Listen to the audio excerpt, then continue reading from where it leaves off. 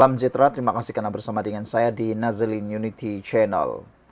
Adakah benar beribu-ribu, beratus ribu ahli PAS akan sertai amanah?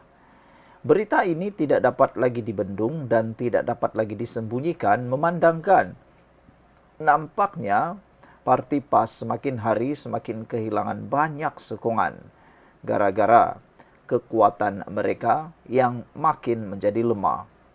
Satu surat daripada Malaysia kini menulis, ahli PAS wajar sertai amanah. Apa pula pendapat anda sekalian? Kebelakangan ini, tindakan segelintir pemimpin PAS melemparkan tuduhan palsu dan fitnah melulu telah mencemarkan nama baik Islam serta merosakkan kepercayaan rakyat terhadap politik yang sepatutnya menjadi medan mendidik dan menyatukan umat. Misalnya, kes ahli parlimen kepala batas Siti Mastura Muhammad yang baru-baru ini diarahkan membayar lebih RM800.000 atas tuduhan palsunya ke atas beberapa ahli DAP. Keputusan mahkamah itu menunjukkan bagaimana budaya fitnah hanya membawa kepada kehancuran integriti. Kedua, kenyataan Pesuruhjaya PAS Perak, Razman Zakaria yang membuat tuduhan melulu bahawa Menteri Belia dan Sukan Hanayo merupakan sebahagian daripada keluarga pengasas YTL Kop Berhad, mendiang Yoh Tiong Lai. Tuduhan Razman ternyata tidak berasas sama sekali dan menyimpang daripada fakta sebenar. Kejadian seumpama itu adalah bukti bahawa sebahagian pemimpin PAS lebih mengutamakan agenda peribadi dan politik sempit berbanding kepentingan ummah. Sebaliknya, perbuatan mereka hanya menguntungkan pihak yang mereka sendiri sering serang, seperti DAP yang mendapat pampasan besar hasil tindakan undang-undang. Sebagai parti yang membawa prinsip sederhana, wasatiyah, amanah menyeru, semua ahli PAS yang kecewa dengan budaya fitnah dan politik tidak beretika itu menyertai kami. Dalam amanah, kami mengamalkan politik berteraskan akhlak mulia, kejujuran dan kebenaran sesuai dengan ajaran Islam yang sebenar. Politik tidak harus menjadi alat untuk menjatuhkan lawan dengan fitnah, tetapi untuk membina masyarakat yang harmoni dan adil. Akhir kata, marilah kita bersama membentuk budaya politik baru yang lebih matang dan bertanggung jawab. Hentikan budaya fitnah, caci maki dan bina sebuah Malaysia yang bersatu padu berlandaskan nilai-nilai Islam yang rahmatan lil alamin. Ditulis oleh Abrar Sadiq, Ketua Pemuda Amanah Kepala Batas, merangkap Pengarah Komunikasi Pemuda Amanah Pulau Pinang. Sebelum kita akhiri isu kali ini, bagaimana pula pendapat anda sekalian? Adakah sewajarnya ahli-ahli PAS patut meninggalkan parti PAS dan menyertai amanah? Yang paling menarik sekali ialah tidak rasa rugikah kepimpinan PAS, khususnya PAS Pusat, menderma secara banyak melalui pembayaran saman kepada DAP. Walhal kita tahu, lihat saja keperluan keuangan dalam parti PAS ini, terutamanya negeri PAS sendiri, yang memerlukan banyak sumber uang, dana uang.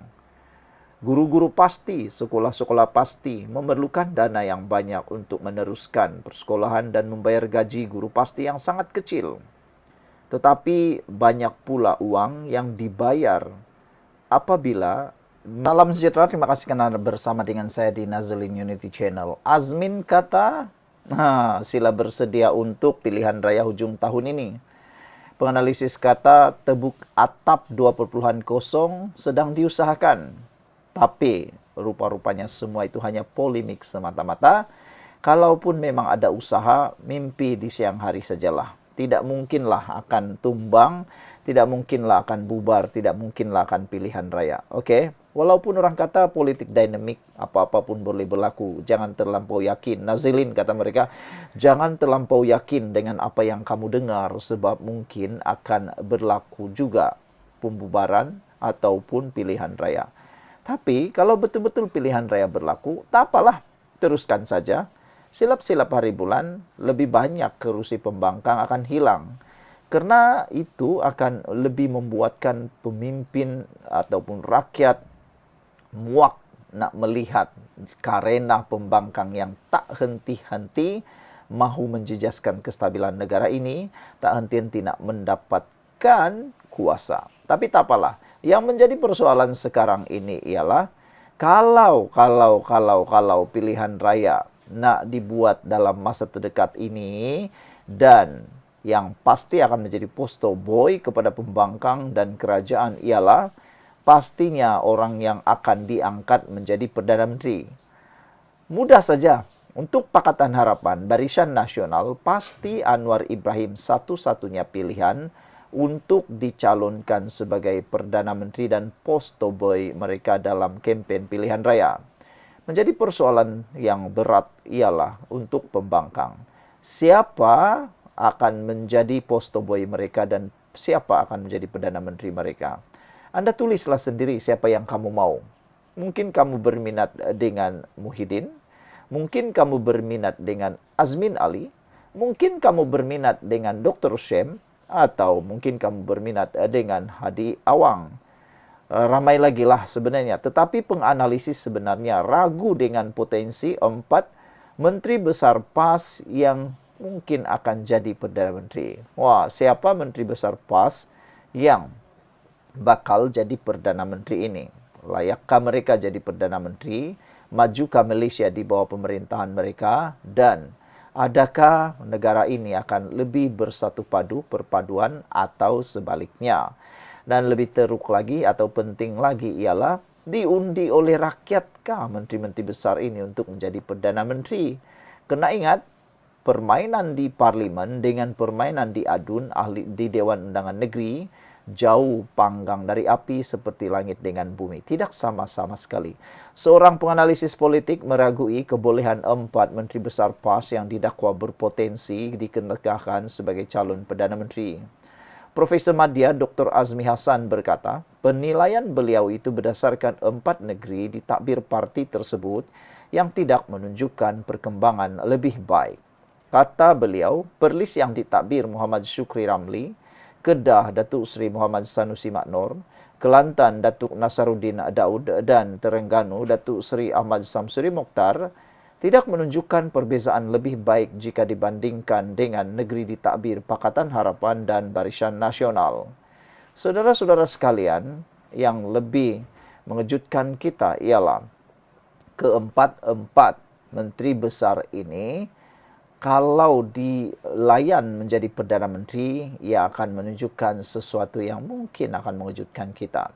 Ia akan menakutkan mereka yang nak sokong Perikatan Nasional PN kerana Perlis, Kedah, Kelantan dan Terengganu yang dipimpin 4 menteri besar ini tidak menunjukkan apa-apa perbezaan dan perubahan yang lebih baik, katanya memetik FMT.